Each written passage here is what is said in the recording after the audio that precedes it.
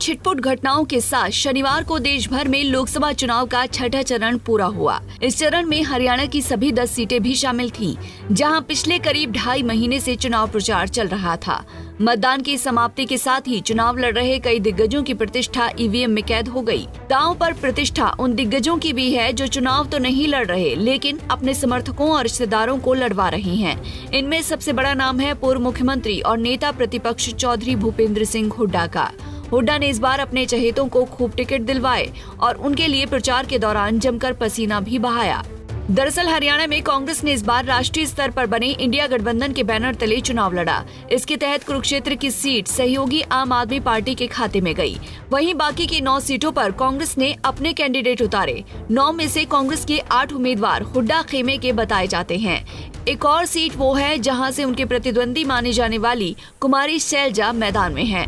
भूपेंद्र हुड्डा पूरे चुनाव प्रचार में शैलजा की सीट को छोड़कर बाकी अन्य सीटों पर खासे सक्रिय दिखे। उन्होंने एक तरह से वहां से चुनाव लड़ रहे उम्मीदवारों के प्रदर्शन को अपनी प्रतिष्ठा से जोड़ दिया।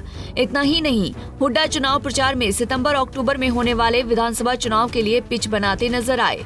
अपने भाषणों में हुड्डा लोकसभा के लिए कांग्रेस द्वारा दी गई गारंटियों को तो गिनवाते ही थे, लगे हाथ विधानसभा चुनाव के लिए भी वादों की झड़ी लगा देते थे। स्पष्ट है कि उनका असली लक्ष्य मुख्यमंत्री की कुर्सी है, जिस पर उन्हीं के प्रतिद्वंदी SRK गुट की भी नजर है।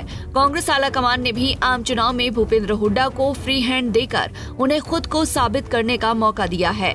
प्रभावशाली जाट समुदाय से आने वाले हुड्डा पिछले लोकसभा चुनाव बुरी तरह हारे थे और उनके बेटे दीपेंद्र हुड्डा भी अपनी सीट नहीं बचा पाए थे। हालांकि कुछ महीने बाद हुए विधानसभा चुनाव में कांग्रेस ने जबरदस्त कमबैक करते हुए बीजेपी को बैसाखी की सरकार चलाने को मजबूर कर दिया। बताया जाता है कि इस नतीजे के जरिए हुड्डा ने आलाकमान को हरियाणा में अपनी ताकत का एहसास करा दिया। पूर्व मुख्यमंत्री ने गांधी परिवार को पार्टी के अंदर खड़े हुए बागी गुट G23 से भी निपटने में मदद की। इन सब चीजों का परिणाम ये हुआ कि हुड्डा की हरियाणा कांग्रेस में एक तरफा चली, चाहे खुद नेता प्रतिपक्ष बनना हो या फिर चौधरी उदयभान को प्रदेश अध्यक्ष की कुर्सी पर बैठाना। इतना ही नहीं, हुड्डा ने श्रुति चौधरी, कैप्टन अजय यादव और बृजेंद्र सिंह जैसे नेताओं को चुनावी मैदान से दूर करवाकर पार्टी के अंदर के प्रतिद्वंदियों को भी सख्त संदेश देने की कोशिश की।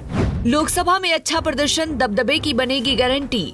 हरियाणा में 8 लोकसभा सीटों पर अपने चहेतों को टिकट दिलवाने वाले पूर्व सीएम भूपेंद्र सिंह हुड्डा का प्रदेश कांग्रेस में दबदबा चुनाव में अच्छे प्रदर्शन पर निर्भर करेगा। अगर 5 या उससे अधिक सीटें कांग्रेस हरियाणा से निकालने में कामयाब रहती है तो इसका सबसे बड़ा फायदा हुड्डा को ही होगा। फिर अगले विधानसभा चुनाव में उनके सामने पार्टी के अंदर से कोई तगड़ी चुनौती खड़ी होने की संभावना बेहद कम रहेगी। हुड्डा इस ताकत का इस्तेमाल अपने बेटे दीपेंद्र हुड्डा को स्थापित करने में भी लगाएंगे। वहीं अगर नतीजे विपरीत आते हैं और कांग्रेस उम्मीदों के अनुरूप प्रदर्शन नहीं कर पाती तो इसका खामियाजा भी सर्वाधिक भूपेंद्र हुड्डा को ही भुगतना पड़ सकता है।